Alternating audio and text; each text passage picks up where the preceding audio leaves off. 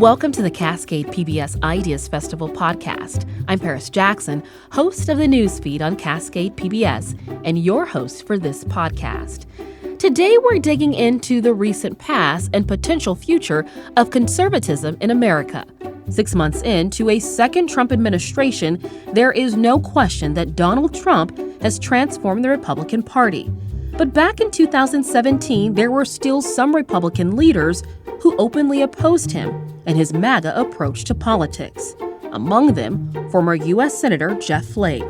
Flake chose not to run for re-election because there didn't seem to be any room then for a moderate anti-Trump Republican in Congress. Is there room now? To answer that question and many more, CNN's One Thing podcast host David Rind sat down with Flake for a live recording at the Cascade PBS Ideas Festival in late May.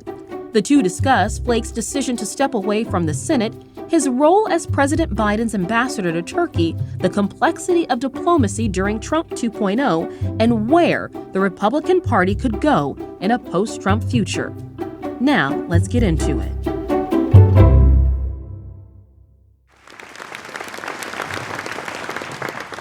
Hey everyone, welcome to the Cascade PBS Ideas Festival. I'm David Rind, the host of CNN's One Thing podcast.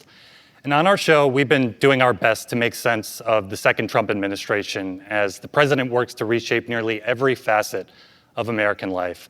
I've been talking to so many regular folks who have been directly impacted by all this news to see it through their eyes.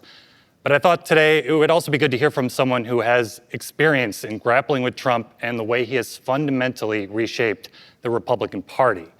That person is Jeff Flake. He's a former Republican congressman and senator from Arizona.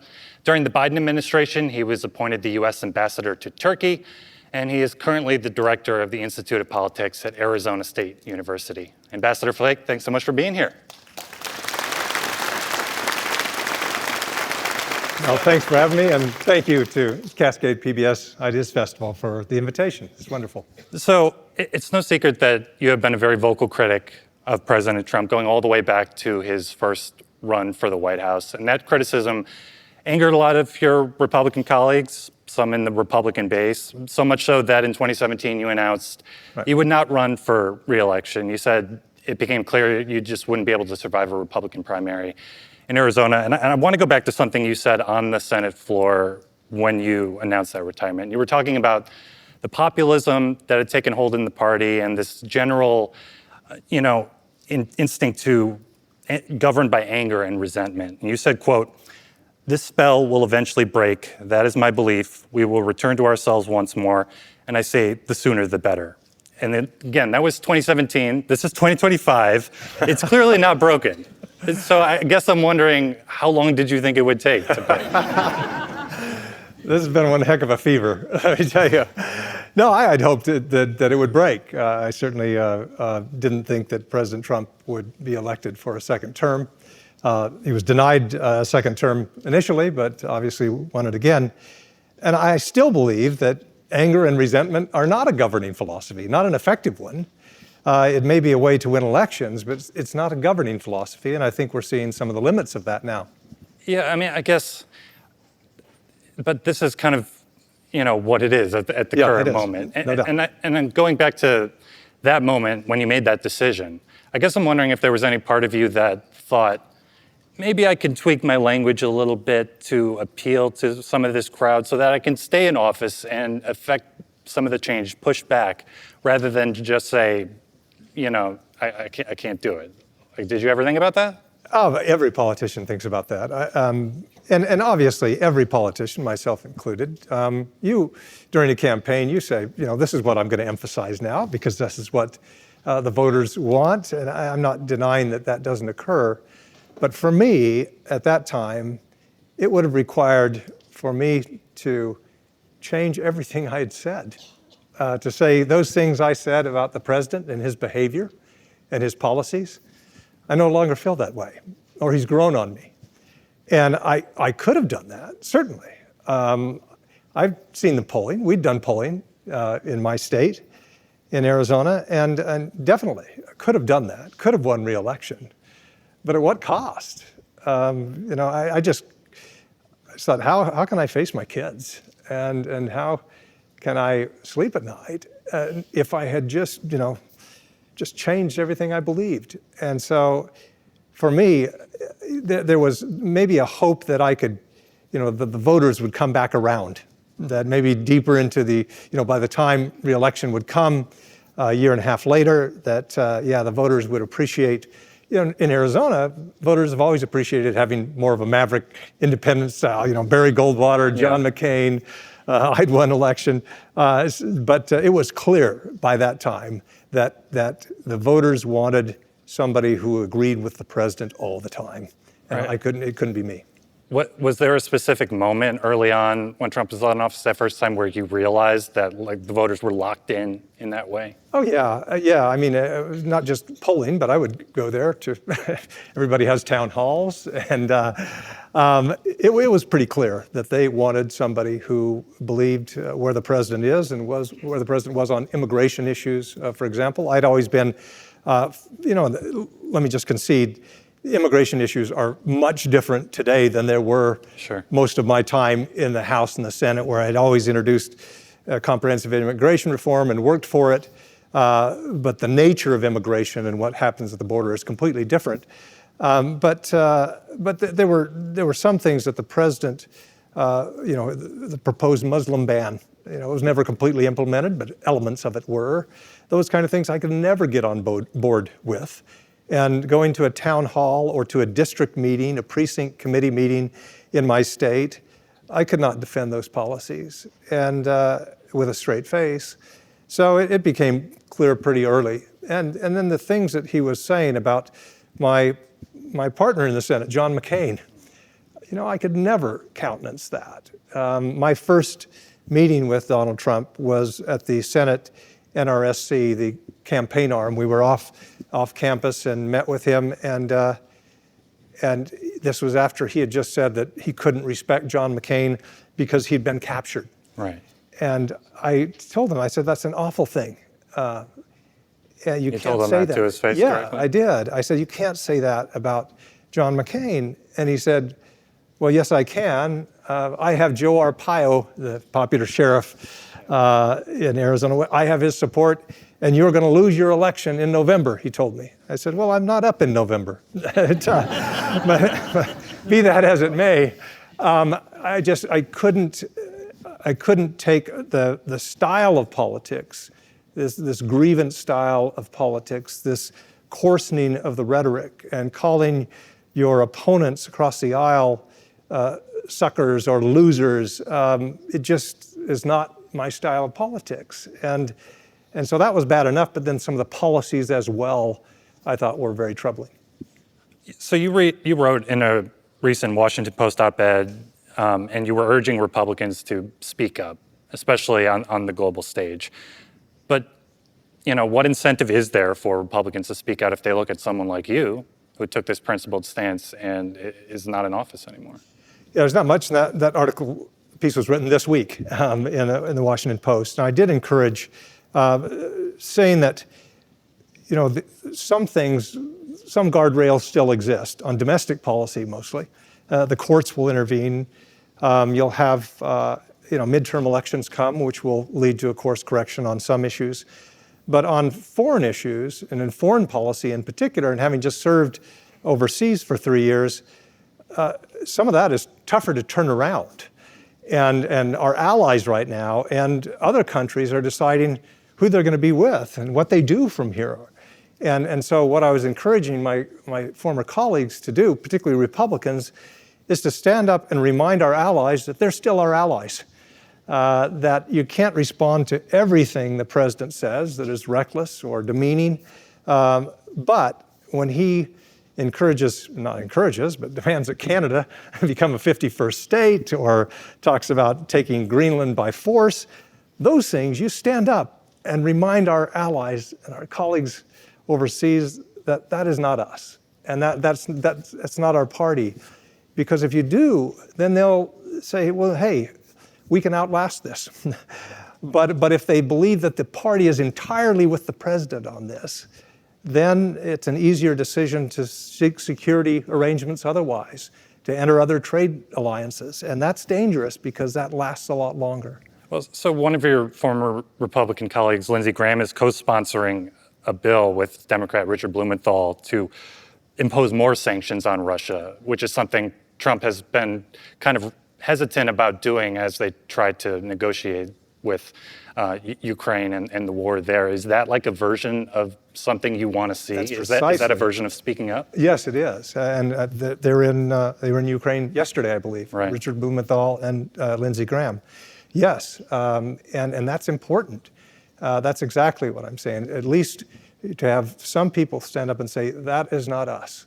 And because I can tell you, as a senator and as an ambassador later in an important allied country, the leaders there pay a lot of attention to what the Congress says and does. They know that foreign policy starts at the White House. It's mostly an executive function, but that Congress is a co-equal branch of government. And even more important in this instance, senators are elected to 6-year terms. And many senators are elected for a couple of decades. And they, if when Lindsey Graham or others stand up and say, hey, we'll be with you, Ukraine, this bout of isolationism or protectionism that is in vogue right now, it's not going to last. And Republicans may be back to where we were before. So that's very important. That's exactly what I'm talking about. And even, in addition, I think Mike Pompeo, former Secretary of State, was in Odessa, Ukraine today or yesterday, saying kind of the same thing. Do not recognize Russia's accession of Crimea. That would be a disaster. And that's important to have a former Secretary of State make that point, because the fear is that President Trump will go along with Russia in terms of its ownership, or whatever you want to say it, its possession of Ukraine. I mean, that signaling is good, right? But how do you get around the idea of that maybe in a few weeks your leader of some country is going to come into the Oval Office and be berated by Trump in these ambush sessions like we've seen? Like how do you work around that? There's no way to get around that. That's going to happen. But you still ought to stand up. And like I say, these foreign leaders, they watch the Senate in particular, but the House as well, and they look for clues that the U.S. will be back, that this is a temporary bout of isolationism, and that these security alliances, these intelligence sharing agreements, these trade agreements that we have can last or can be back in vogue. Most of our allied countries and others don't want to deal with China. They recognize the threat. And just take Africa.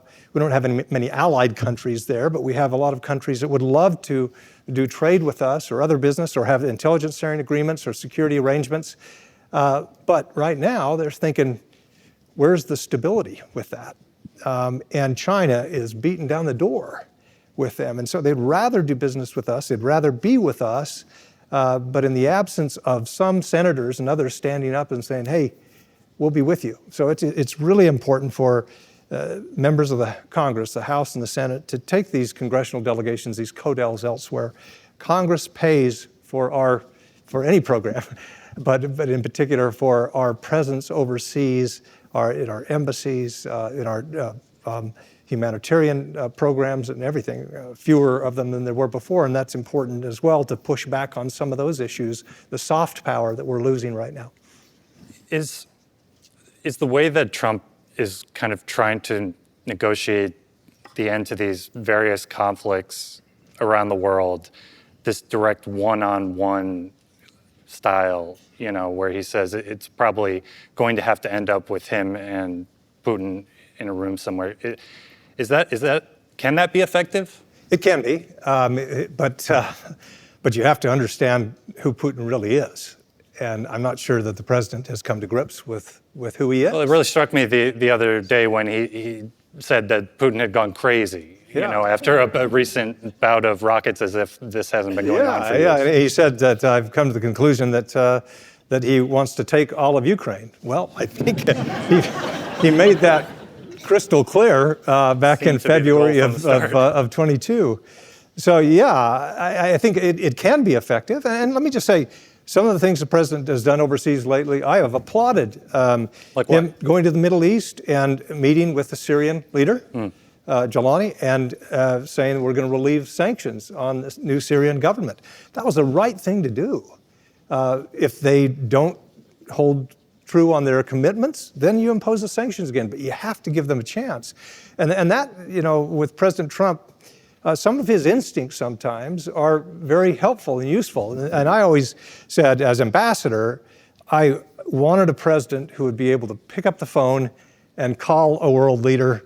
And just, for example, we got into Turkey, or Turkey as they say it now, in January of 22. Ukraine was invaded February of 22, 6 weeks later. And Turkey had to make the decision, do we impose the Montreux Convention, which That's going way over my head, I gotta be honest with you. But what it does is it wouldn't allow Russian ships to pass through the Bosphorus Strait into the Black Sea, because they can deny any belligerent in a war. But it's tough for them to do that because Russia's next door, and they control a lot of what happens in the region. And so it was a difficult decision, but Turkey did it after much pleading on our side. And boy, to have a president pick up the phone and call Erdogan and just say, thanks for doing that. That was really tough. That helped NATO and the alliance. Thanks. And then hang up the phone before Erdogan could ask for anything. But Trump kind of has that instinct to just pick up the phone and call, and that can be useful. It's usually good to have a note taker and to not make promises that you can't keep or whatever. That's another thing. But just that instinct is good. And so Trump's instinct to say, hey, I'm going to go and negotiate this isn't a bad thing. I said, deal with Iran. You have to. Deal with, go into Syria and relieve the sanctions there. Give them a chance to move forward. Those are good things. But there needs to be some underlying strategic principle, and sometimes that's absent from the moves of the president. Do you get the sense that, at least when it relates to these wars, Gaza, Ukraine, that he just wants them to be over and not so much, the moral standing of the particular conflict? You get that in particular with Ukraine right now. Let's just get it done. He said 24 hours, obviously, that didn't happen. We're a long way into it, and we're no closer to any negotiated settlement than we were before. And if we negotiate a settlement that gives Russia control of that territory and explicit, assurance that that is their territory, that would be an awful, terrible thing. And that's what Mike Pompeo was saying. There may be a way to negotiate an end to the war. It probably is, and I hope there is, where maybe it's kind of an armistice, where people recognize the facts on the ground, but you don't go and say, all right, Russia, you take what you've taken, and that's now yours. If we come to some kind of agreement like that, that would be terrible for Ukraine. It would be terrible for the world. I do want to ask a little bit about your time in Turkey, because you were an appointed ambassador by President Biden in display of, bipartisanship. How did that come about? It used to be that presidents of any party would appoint a few people, at least, from the opposite party to their cabinet or to important ambassadorships. That's kind of fallen out of favor. President Trump in his first term didn't name any Democrats. President Biden named, I think, myself, and that was Cindy McCain as well. The two of us were the only Republicans. I think that's important that there are some. And early on when President Biden won, I got a call from the White House asking if I would consider a post. I said, well, as long as it's consequential country, and they overshot the mark by quite a bit. I thought, sometimes my wife and I would sit there thinking, New Zealand, that's it. Or my buddy, former Senator, Joe Donnelly was ambassador to the Vatican. I thought, no, one client, that's all you got. The Pope, that'd be nice. But Joe did a great job there. And but I I wanted a country that was consequential, and it certainly was. And Turkey continues to be. They're hosting these Ukraine talks. They are. I mean, Turkey is. I think Napoleon was credited saying, I don't know if he really said it, but he said, if the world were one country, Istanbul would be its capital. Because it's right in the center of the world. And while I was there, I actually swam from Asia to Europe. And it's not as impressive as it sounds, but if you swim across the Bosphorus Strait, you swim from Asia to Europe. It's the center of the world, city of 20 million people, country of 85 million. They've been in NATO 73 years. They're the most important military force in NATO other than the United States. And because of where they sit and because of their, their alliance with us. It's an extremely important relationship, and I'm glad we were glad to be there. And the president named another ambassador who arrived a few weeks ago, and he's doing a good job. Well, with President Biden, much has been made, even here today, about his decline and to what extent the inner circle shielded the rest of the party and the American public from that. Did you ever have an encounter with the president that made you question his mental acuity? Well, I was often, as I mentioned, as an ambassador, sometimes you need a presidential touch. Tony Blinken was awesome. I dealt with him, worked with him for years when I was in the House and the Senate, when he was in other positions, and I worked well with him as Secretary of State. He was very competent. Sometimes you need the president to call. And there were a couple of times where I got that. Yeah. It was tough to get, more difficult than it would have been with perhaps a president who was younger or healthier. What do you mean? But well, I mean, it's in some countries like Turkey, with everything going on there, there was need for a lot of calls. Sometimes President Erdogan only wants to speak with the President of the United States. Sometimes you have to deliver that. I was able to, but I was ambassador. I wasn't a cabinet member or whatnot. But I did get those calls. Sometimes it wasn't as important what was said on the call as the fact that the call happened. Right. And we were able to get some of those. And anyway. But did you get the sense he was still, sharp and with whatever was going on at the time? I sat in the last session with Jake Tapper on that. I've read the book, and yeah, I had concerns. I think everyone had concerns. But like I say, there were times that I needed, as an ambassador, a presidential call, and I got it, and so I was thankful for that. But so you were never denied a meeting or anything like that? No, it wasn't that. And the president, it would have been nice. We would have loved to have hosted the president. As the vice president, he'd been to Turkey, but would have been great. Our European alliances, particularly when there's a war going on there, boy, they need to see the president. And President Biden traveled some. It would have been nice if he could have traveled more. But yeah, you need that. You need that touch. And I was glad that I was able to get it. Well, on this question of, age, when you first ran for Congress, you said you would limit yourself to no more than 3 terms. You eventually backtracked on that. But the conversation around President Biden's decline and other lawmakers who, have shown decline and yet continue to stay in office year after year has kind of reinforced this idea among critics that there should be term limits, in Congress, that the people that are making the most important decisions about the country are just too old in some cases. Do you think that there should be term limits in Congress? No, I used to think that would be a good idea. I do think that some senators and members of the House go far beyond when they should. I served with some that I felt that way, but then I also served with some, like my colleague John McCain, who was there, until he was, I think, 81, and I was glad for every minute he was there.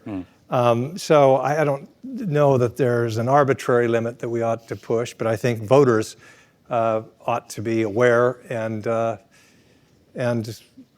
more discriminating sometimes when somebody is coming for another term when they're clearly enfeebled, and we've had that happen. So but I don't think that we ought to put a mandate or arbitrary limit. But that there may not be as much transparency around some of these issues as there should be. Yeah, that's certainly the case, but I think it would be more difficult to put an arbitrary cap. We'll have more from Jeff Flake, live at the Cascade PBS Ideas Festival after this. BECU. You've heard the name, seen the letters. But what does BECU stand for? Simply put, not-for-profit BECU stands for people. For charting your own path. For choosing what's right for members instead of what's profitable for someone else. Because they are the reason our credit union exists. So we do everything in our power to help them reach their financial goals. BECU. Power in people. All Pacific Northwest residents are eligible to join. Federally insured by NCUA. So you're not a Democrat, but you did support Kamala Harris in the last election. You were actively out there pushing for folks to vote for her. You were on CNN's air, in fact.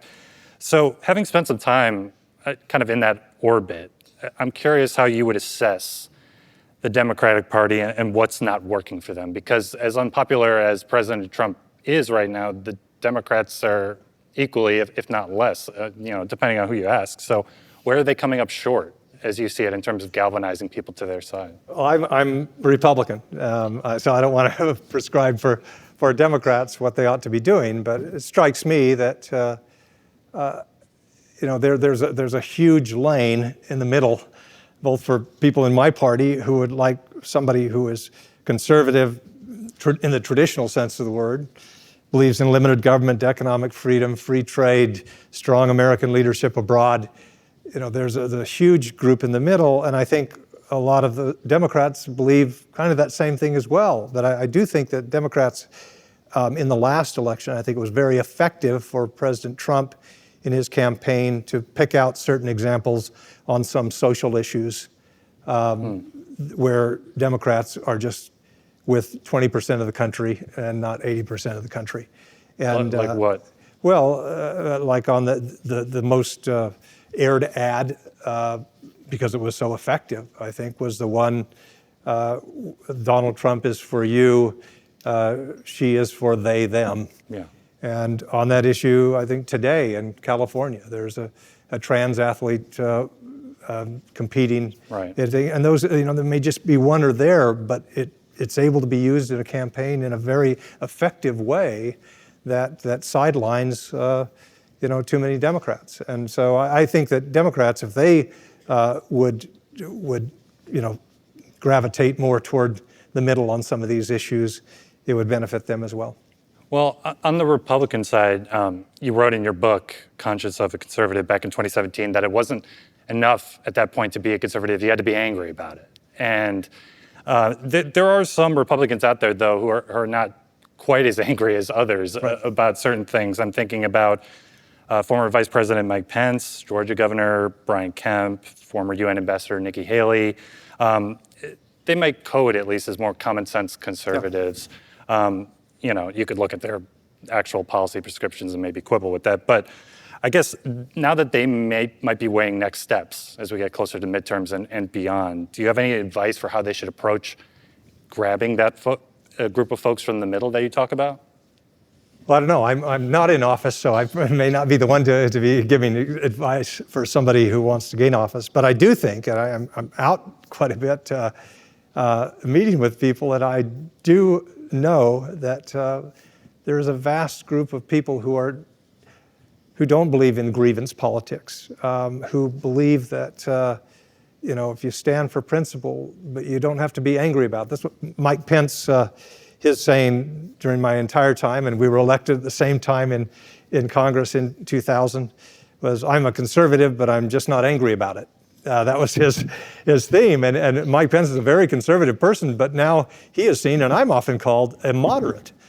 I was never called a moderate. When I was in the House or the Senate, I was a Neanderthal conservative. And I'm still consider myself traditionally very conservative. But to be conservative has now been equated with being angry. And engaging in grievance politics, and that's just not for me. Did any of those names I mentioned strike you as like strong candidates? Like, I guess I'm wondering about a post-Trump future. Yeah. What does it look like to you? Who is kind of leading the charge? Well, Is that being talked about right now? Yeah, quietly. In quiet rooms, not so much out front. And you mentioned earlier what motivation would there be for somebody to follow my advice and to stand up and remind our allies, we'll be back. This protectionist period will pass. The Republicans will be free traders again. There's not much incentive right now. There really isn't. I tell you, going home to a district meeting or a town hall in most districts, people who want reelection in a primary, and that's a problem with the system we have now. The primary is a subset of a subset of a subset of voters in either the Democratic Party or Republican Party electing somebody who would be in the general. Arizona is still a red state, but our governor's a Democrat. Both senators are Democratic.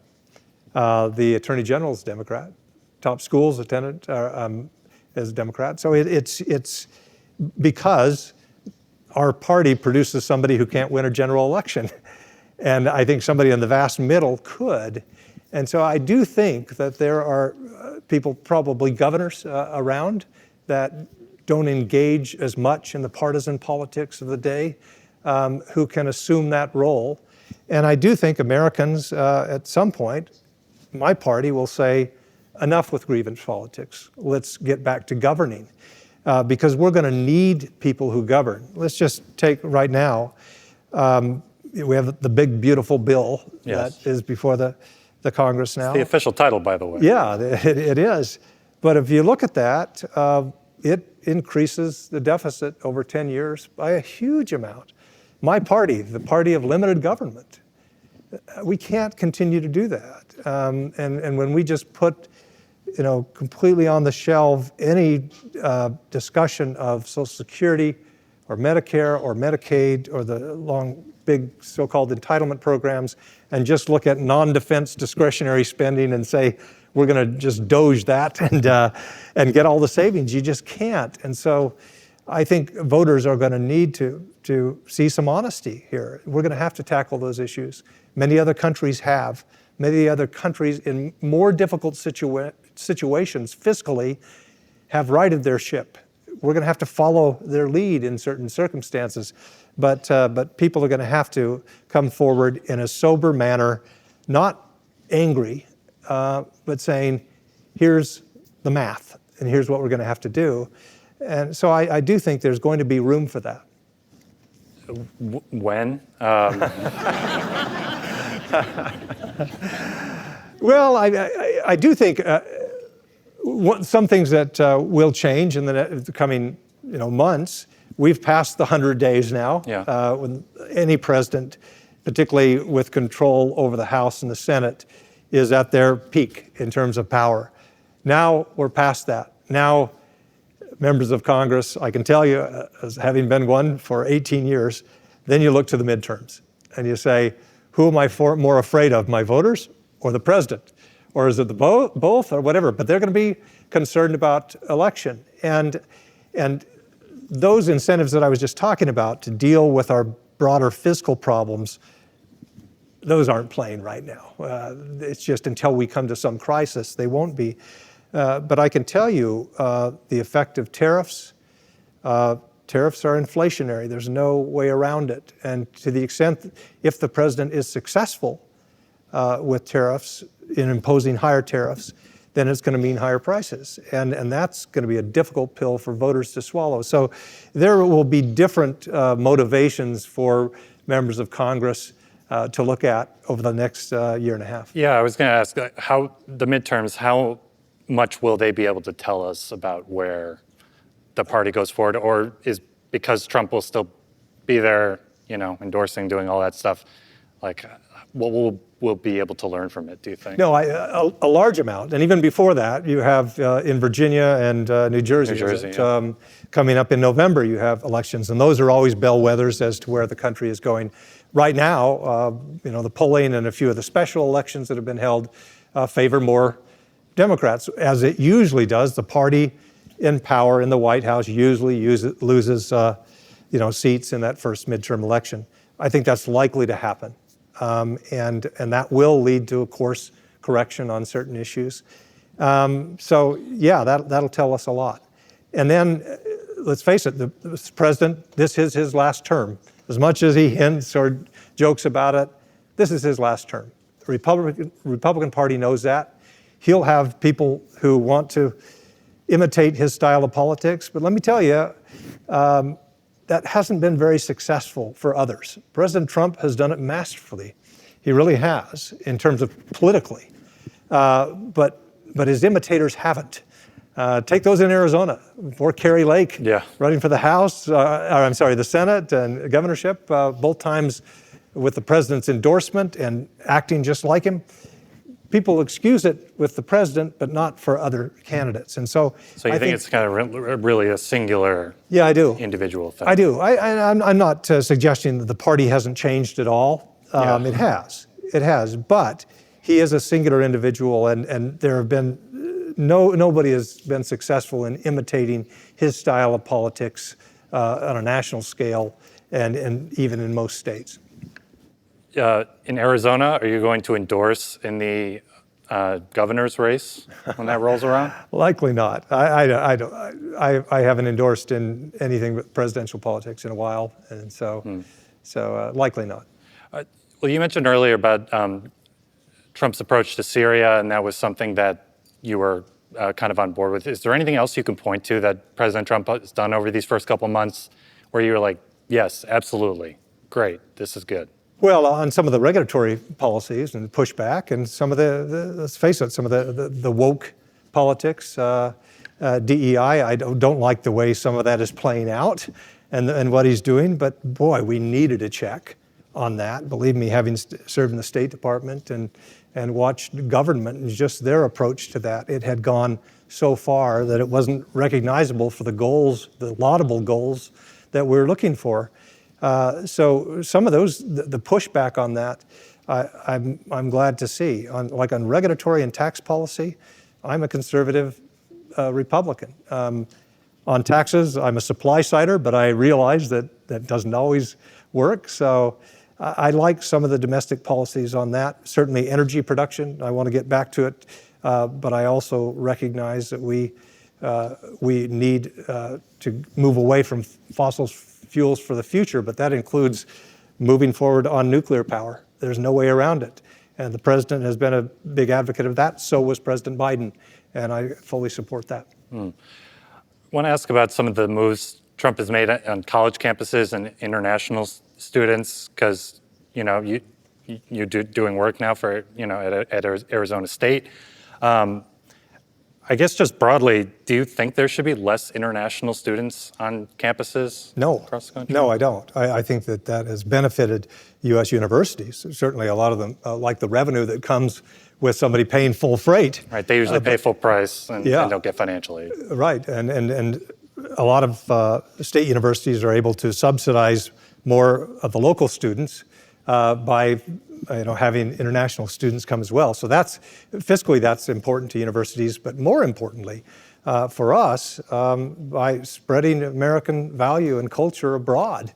It's extremely important. Having just been in Turkey, they send more international students than almost any European country to the United States, and some of them go back to run for elected office there in their country. They are no better ambassador for the United States and democracy and our value and cultures than students who have come back to their country. That's extremely important. So I'm very disturbed by where we're going with that. I recognize the need to be sure that a Chinese national who comes isn't looking for intellectual property theft or whatever else. Yes, go after those individually, but to put blanket bans on students coming is a very bad move in my view. And with the moves at Harvard, yes, Harvard needs to deal with anti-Semitism. There are other ways to deal with it than cutting cancer research at Harvard or doing blanket bans on federal funding. There are better ways to do it. Yeah, I mean, on the security front and the reasons that the administration is putting forward for why they're revoking visas or increasing social media vetting, They repeatedly said they would use participation in pro-Palestinian protests as a basis to deport or revoke visas of students. Do you think that's a legitimate reason to revoke a visa? If somebody comes here and participates in protests that impact somebody's ability to get an education, that's one thing. But simple free speech favoring the Palestinian cause is probably in a different category. So, yeah, I mean, if it leads to violence or, like I said, negatively impacting another student's ability to get an education, that's wrong, and they shouldn't be here to do that. But simply expressing their free speech, let's face it, a lot of people, just having lived in Turkey, there's a 97% Muslim country, and they feel very strongly about what's happening in Gaza, and we have to recognize that the entire world doesn't see it exactly as we do. And what you're talking about of bringing these American, values back home, for these students, that's what they call soft power. Yes. Right. Yeah, and that's extremely important. Just one example of that I gave recently. I wrote my master's thesis on Robert Mugabe. He was a dictator in Zimbabwe for 37 years. I never knew that as a senator, 30-some years after my master's thesis, I'd be sitting across the table from Robert Mugabe in Zimbabwe, with him just going after this congressional delegation that I was part of, after every American president and every British prime minister had wronged him in this way or that. And finally he got to George W. Bush, and I thought, now's my opening. I thought, well, George W. Bush was the president who started PEPFAR. PEPFAR was a program that gave inexpensive AIDS drugs to African countries. Zimbabwe had a 25% infection rate, and PEPFAR turned that around and saved that country and many other countries, particularly in Southern Africa. I reminded him of that. I said, that was George W. Bush. And he stopped for a minute. He said, I'll give you that.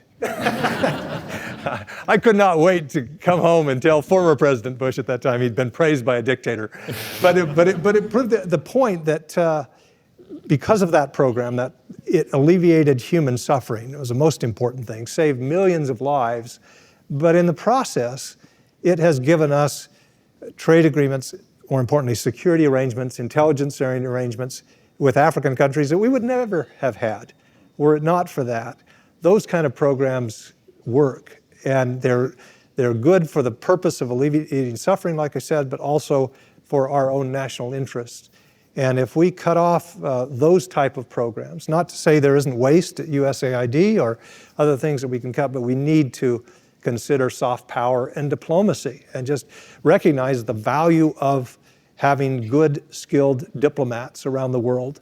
Many of them, most of them, career Foreign Service officers, a ton of whom are retiring this year because they just don't see a future. They see so many political appointees coming in, taking their jobs, taking their chance at ever being an ambassador. And it's a shame because we lose that. And we're losing a lot, having served overseas and watching our skilled diplomats abroad, we're going to be losing a lot. Yeah, I spoke to someone in Africa after all those cuts to USAID were happening, someone who was helping distribute some of those HIV drugs and had a clinic. It's a very powerful interview to hear those stories. Didn't you give Mugabe your thesis to read? Well, we were talking about aging leaders. He was, I think 90 at the time. It was 8 months before he was overthrown. And he was only lucid for about half of the evening that we were speaking with him. So I did mention I'd written my thesis, and he didn't even ask me what it was about. Wow, you put all that time into it. Yeah, all that time, exactly. But before we go, I have to ask you, do you have any plans to run for office again? It's just you and me. You don't have to worry about them. I don't even think they're recording this. It's tough to see a place. I served 18 years in Congress. That's a good time.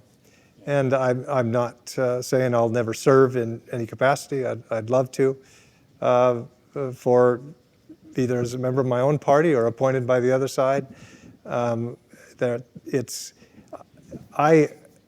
We live in a wonderful country, and we have wonderful institutions. The Senate is a great institution. It has its problems, but there are still good people on both sides of the aisle doing good things, and the House as well, and good people in federal agencies doing their best. And that's what's been difficult in the last several months, is to see people kind of degraded. People at USAID saying, clean out your desk, you've got 15 minutes. And not appreciating the good work that they've done. So there is value in public service, and those of us who are on college campuses are begging the younger generation, hey, it is noble to either run for office, to serve on a staff, to work on campaigns or do advocacy work, do nonprofit work. Public service is good and noble, and I fear that many in the younger generation will see the vitriol that's happening out there and just say, that's not for me. And right, why would I want to get involved in that exactly. mess? And so that's important. I'd love to serve in some way again. I don't know if it will be an elected office. Okay, fair enough. Ambassador Flake, thanks so much for doing this. I really appreciate it. Hey, thank you.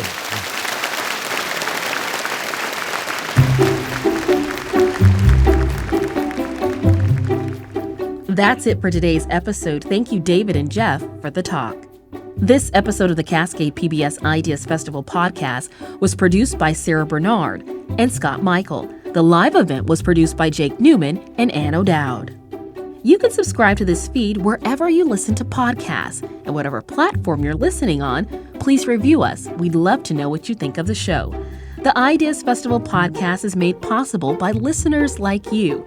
Join the members who help fund Cascade PBS original programs.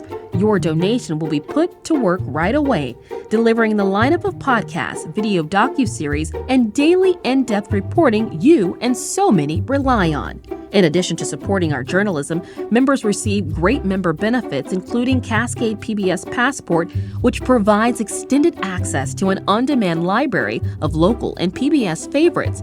Go to cascadepbs.org/ideasfestivalpod to sign up today. For the latest political, investigative, and cultural coverage from the Pacific Northwest, visit cascadepbs.org. I'm Paris Jackson. We'll be back next week for a live session featuring a debate about the freedom of speech.